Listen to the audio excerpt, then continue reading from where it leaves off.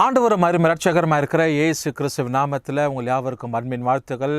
இந்த நல்லது ஒரு காலை நேரத்தில் இன்னொரு எபிசோடு ஆகிய இயேசுவோடு பேசுகிற நிகழ்ச்சியில் சந்திப்பதில் மிகுந்த சந்தோஷமாக இருக்கிறேன். கர்த்தர் நம்மை ஆசீர்வதித்து பாதுகாத்து நடத்துகிற தேவனாக இருக்கிறார். ஆகினால பாருங்கள், நம்முடைய தேவன் ஆசீர்வதிக்கிற தேவன் என்று சொல்லி தேவனுடைய வசனத்தில் அநேக இடத்துல நம்ம பார்க்குறோம்.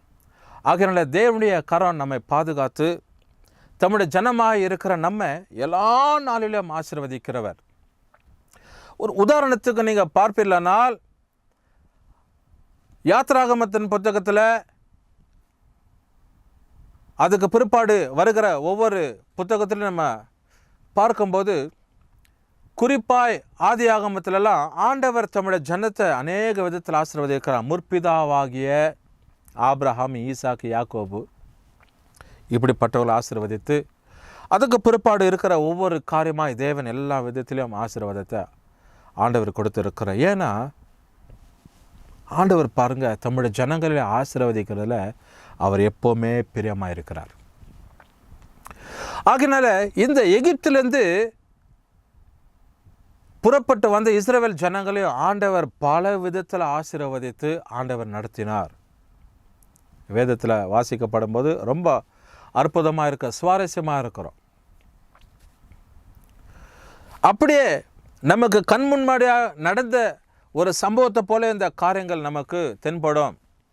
அவ்வளவு அதிகமாக தேவன் இஸ்ரவேல் ஜனங்களை நேசித்தார், பாதுகாத்தார், காப்பாற்றினார், கொண்டு வந்தார். கானானில் பிரவேசிப்பதற்கு தேவன் இடத்தையும் கொடுத்தார். தம்முடைய ஜனங்களை எப்பவுமே அவர் நேசிப்பார், ஆசீர்வதிக்கிறவர். ஆகினால இன்னைக்கு பாருங்கள், அநேகர் நம்ம யோசிக்கிறோம் என்னென்னா, கர்த்தரை நீ ஆசீர்வதிக்கவே இல்லை, அவங்க பார் எப்படி இருக்கிறாங்க, இவங்க எப்படி இருக்கிறாங்க, மற்றவங்களை கம்பேர் பண்ணின்னு இருப்போம். இப்போ தான் அவங்க இப்படி ஒரு சூழ்நிலை இருந்தாங்க, அதுக்குள்ளே நல்ல வீடை கட்டிட்டாங்க, காரை வாங்கிட்டாங்க, பைக்கை வாங்கிட்டாங்க, மோட்டர் பைக்கை வாங்கிட்டாங்க, லேண்டை வாங்கிட்டாங்க. இதை குறித்தே நாம் என்ன பண்ணியிருப்போம், மெடல் பண்ணின்னு இருப்போம். இதை குறித்தே சொல்லிக்கொண்டு மற்றவங்கிட்ட குறை சொல்லிக்கொண்டு இருக்கிற ஒரு வாழ்க்கை. அவங்கள ஆசீர்வதித்து தானே தேவன் நம்மை ஆசீர்வதிக்க மாட்டாரா? உன்னை ஆசீர்வதிக்க மாட்டாரா? ஆண்டவர் ஆசீர்வதிப்பார். அதற்கு என்ன காரணத்தை நம்ம செயல்படணும், என்ன திட்டத்தை நம்ம வகுக்கணும், அதை நம்ம பிளான் பண்ணி செயல்படும் போது தான் ஆண்டவர் நன்மைக்கு ஏதுவான காரியங்களை நம்முடைய வாழ்க்கையில் கர்த்தர் தந்தருளுகிற தேவனாக இருக்கிறார். இப்போ பாருங்கள், உபாகமத்தின் புத்தகம் 1ஆம் அதிகாரத்தில் 11வது வசனத்தை நீங்கள் பார்ப்பீர்களானால் இங்கே சொல்லப்படுகிற ஒரு காரியம், நீங்கள் இப்போது இருக்கிறதை பார்க்கலாம் 1000 மடங்கு அதிகரிக்கும்படிக்கு. 1 மடங்கு 2 மடங்கு இல்லைங்க, இரட்டைத்தனையான ஆசீர்வாதத்தை குறித்து கூட நம்ம பார்த்துருக்கிறோம். ஆண்டவர் எப்படி தம்முடைய ஜனங்களை இரட்டிப்பான ஆசீர்வாதத்தை கொடுத்து ஆசீர்வதிப்பார். இது ஒரு பக்கம் இருந்தாலும் இங்கே பாருங்கள், ஆண்டவர் கொஞ்சம் வித்தியாசமாக 1000 மடங்கு ஆசீர்வாதமாக இருக்கும்படிக்கு. ஈசாக்கு துறவியை வெட்டுறான், கிணற வெட்டுறான். அது எப்போ வற்றாததாக இருக்கிறது, வற்றாத நீர் ஊற்று அதில் சுரத்து கொண்டே இருந்துச்சு. அதே சமயத்தில் அவன் விதை விதித்த அந்த தியான வகைகள் பாருங்கள், தானிய வகைகள் 30, 60, 100 பலன் கொடுத்தது. தேவனிடத்தில் வருகிற ஒரு ஆசீர்வாதம், a greater blessing from the Lord. அப்படி போலதான் இங்க ஆண்டவர் 1000 மடங்கு ஆசீர்வாதமா இருக்கும்படிக்கு உங்கள் பிதாக்களை தேவனாகிய கர்த்தர் ஆணையிட்டது போல உங்களையும் நான் ஆசீர்வதிப்பேன்னு சொல்லி ஆண்டோட வசனத்தில் வாசிக்கிறோம். தேவன் தம்முடைய ஜனமாய் இருக்கிற இஸ்ரவேல் ஜனங்களை ஆசீர்வதித்தார்.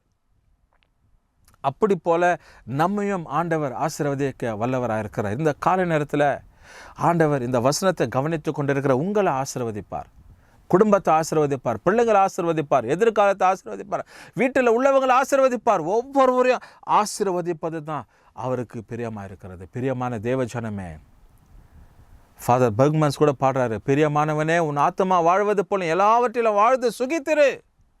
சுகித்திருப்பது ஒரு ஆசீர்வாதம், வாழ்ந்து ஜெயிப்பது ஒரு ஆசீர்வாதம், தேவனிடத்தில் மகிழ்ச்சி இருப்பது ஒரு ஆசீர்வாதம், குடும்பத்தில் நன்மையா செயல்படுவது ஒரு ஆசீர்வாதம். இதெல்லாம் தேவனிடத்தில் அந்த வருகிற ஒரு காரியங்கள். மனுஷன் நிமித்தமாய், இன்னொருத்தர் நிமித்தமாய் கர்த்தர் ஆசீர்வதிப்பார். ஆசீர்வதிப்பார்னா ஆண்டவரை வானத்தை அப்படியே திறந்து, வீட்டுக்கு கூரையை திறந்து அப்படியே ஆசீர்வாதத்தை கொட்டிட மாட்டார். யாரோ ஒருத்தரை எழுப்புவார்.